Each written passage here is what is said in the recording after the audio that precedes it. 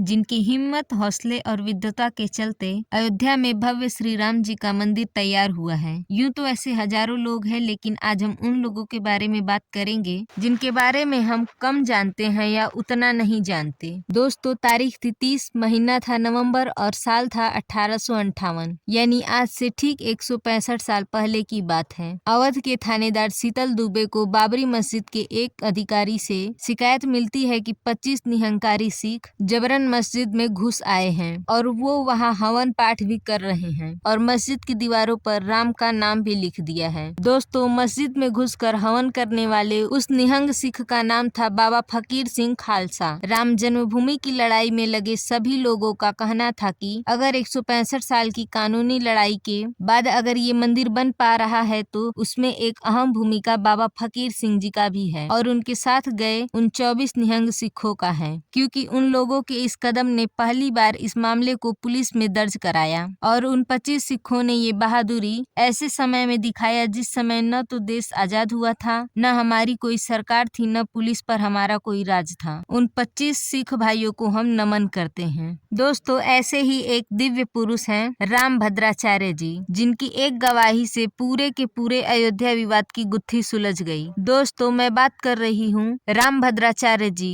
और राम मंदिर में उनके अमूल्य योगदान। आपको बता दें कि जगत गुरु राम भद्राचार्य जी का जन्म 15 जनवरी 1950 को हुआ। पैदा होने के लगभग 2 महीने बाद ही उनकी आंखों की रोशनी चली गई। वो न लिख सकते हैं, न पढ़ सकते हैं और न ही वो ब्रेन लिपि का प्रयोग करते हैं। वो केवल सुनकर चीजें याद रखते हैं, मगर उसके बावजूद उन्होंने 22 भाषाओं में महारत हासिल की है। वो इस समय भारत में तुलसीदास जी पे सबसे बड़े विशेषज्ञ माने जाते हैं। सुप्रीम कोर्ट में जब अयोध्या विवाद बहस चल रही थी और दूसरा पक्ष ये साबित करने में लगा था कि भगवान श्री राम का तो कोई वजूद ही नहीं था, उनकी पूजा तो सिर्फ 300 साल पहले से ही शुरू हुई है, भगवान श्री राम का अयोध्या से कोई नाता था या नहीं ये भी तय नहीं है। ऐसे में जगत गुरु जी की एक गवाही ने केस का पूरा रुख बदल दिया। उन्होंने सुप्रीम कोर्ट में वेद पुराण के साथ रामलला के पक्ष में गवाही दी। उन्होंने ऋग्वेद की जैमिनी संहिता से उदाहरण देकर बताया कि सरयू नदी से भगवान राम की जन्म स्थल की दिशा और दूरी क्या है। इसके बाद कोर्ट के आदेश से जैमिनी संहिता मंगवाई गई, जिसमें जगत गुरु राम भद्राचार्य जी द्वारा बताई गई अध्यायों को देखा गया तो उनका दिया गया ब्यौरा एकदम सही था।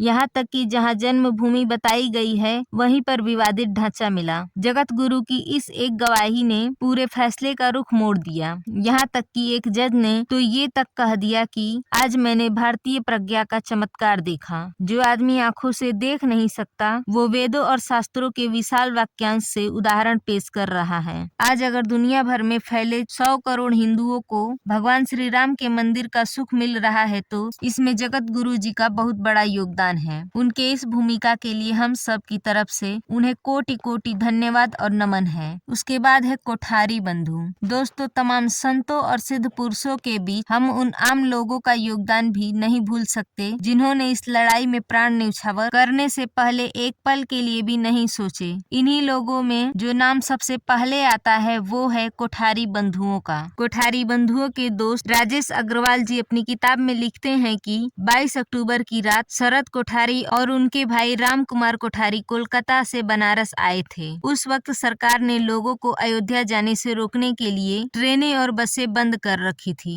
इसके बाद दोनों भाई टैक्सी पकड़कर आजमगढ़ के पास फूलपुर तक आए। वहां से आगे सड़क जब बंद मिली तो वो लोग 200 किलोमीटर पैदल ही निकल पड़े। 30 अक्टूबर को जब कार सेवकों की भीड़ ने विवादित ढांचे पर ढाबा बोला तो ढांचे की छत पर जाकर झंडा फहराने वाले ये दोनों भाई ही थे। 30 अक्टूबर को गुम्बद पर झंडा फहराने के बाद शरद और राम कुमार ये दोनों भाइयों ने 2 नवंबर को विनय कटियार जी के नेतृत्व में दिगंबर अखाड़े की तरफ से हनुमानगढ़ी की तरफ चल दिए। जब पुलिस ने गोली चलाई तो दोनों पीछे हटकर लाल कोठी वाली गली के घर में छिप गए। थोड़ी देर बाद दोनों बाहर निकले तो पुलिस ने उन पर फिर से गोली चला दी और उन्होंने वहीं दम तोड़ दी। आज राम मंदिर बन पाया तो इसमें कोठारी बंधुओं जैसे हजारों कार सेवकों का योगदान है। आज इस मौके पर ये देश उन भाइयों का ऋणी है और हमेशा रहेगा। इसके बाद जो नाम आता है वो है उसके बाद है के पराशरण जी। दोस्तों, अगस्त 2020 में जब अयोध्या में राम जन्मभूमि का भूमि पूजन हुआ तब पूरे देश में खुशी और उत्साह की तस्वीरें सामने आ रही थी। मगर एक तस्वीर जिसने पूरे देश का दिल जीत लिया, जिसमें मौजूद शख्स की तुलना लोग प्रभु श्री राम जी के भक्त और सेवक हनुमान जी से करने लगे। वो तस्वीर थी 95 साल के पराशरण जी का। के पराशरण जी वो शख्स थे जिन्होंने अदालत में हिंदू पक्ष की तरफ से केस लड़े। के पराशरण जी भारतीय शास्त्रों के महान ज्ञाता हैं। वो 2 बार भारत के अटॉर्नी जनरल रह चुके हैं। सुप्रीम कोर्ट में जब वो रामलला का केस लड़ रहे थे तब उनकी उम्र 92 साल थी और उन्होंने तब जजों से कहा था कि मैं अपने जीते जी इस केस का निपटारा चाहता हूँ। उनकी विद्वता, उनके ज्ञान और उनकी तर्क शक्ति और शास्त्रों को लेकर उनकी जो अद्भुत जानकारी थी, विपक्षी पक्ष के एक एक दलीलों को उन्होंने खारिज कर दिया। कानून के जानकार ये मानते हैं कि अगर अदालत में हिंदू पक्ष की तरफ से लड़ाई जीती गई तो इसमें सबसे बड़ा रोल के पराशरण जी का भी है। राम मंदिर की इस लड़ाई में उनका योगदान देखकर जब सरकार द्वारा राम मंदिर ट्रस्ट का गठन किया गया तो के पराशरण जी को पहला ट्रस्टी बनाया गया। हम सब के लिए खुशी और गर्व की बात है कि इन सालों में मंदिर की लड़ाई से जुड़े बहुत सारे लोग उम्र और बाकी कारणों के चलते